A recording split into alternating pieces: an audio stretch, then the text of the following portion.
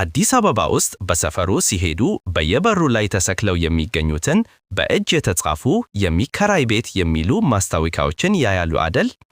አብዛኛው ሰው ዝም ብሎ ያልፋቸዋል። ግን ማስታወቂያ በሚያዩበት ቦታ እስረባየው ገንዘብ ሊያዩ ይገባል። ዳዊትን ይተዋወቁ።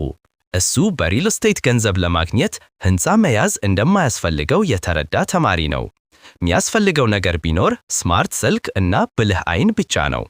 የእሱ ቀላል የዲጂታል ደላላ የሥራ ዘዴው የሆነው 1. ያያል። ዳዊት ወደ ትምህርት ቤት በሚሄድበት ጊዜ የሚከራይ ቤት የሚል ማስታወቂያ ያያል። ፎቶ ያነሳል። ከባለቤቱ ጋር ተነጋግሮ የክፍሉን፣ የወጥ ቤቱን እና የግቢውን ግልጽ ፎቶዎች ያነሳል። ይፖስታል። ቤቱን ወዲያውኑ https://kiraybet.netlify.app ላይ ይፖስታል። ይኸው ነው። አሁን ቤቱ በሺዎች ለሚቆጠሩ ሰዎች ኦንላይን እንዲታይ ሆኗል። ተከራዮች ከዌብሳይቱ ደውለው ሲያገኙት ከባለቤቱ ጋር ያገናኛቸዋል። ቤቱ ይከራያል፣ ባለቤቱ ይደሰታል እና ዳዊት ኮሚሽኑን በኪሱ ያስገባል። ሰፈሮ ሊታረስ የሚጠብቅ የወርቅ ማዕደን ነው። እድልን ዝም ብለው አይለፉት፣ ይጠቀሙበት። የዕለት ተዕለት የእግር ጉዞውን ወደ ክፍያ ቀኑ ይለውጡት። ዛሬውኑ በhttps://kiraybet.netlify.app መፖሰት ይጀምሩ።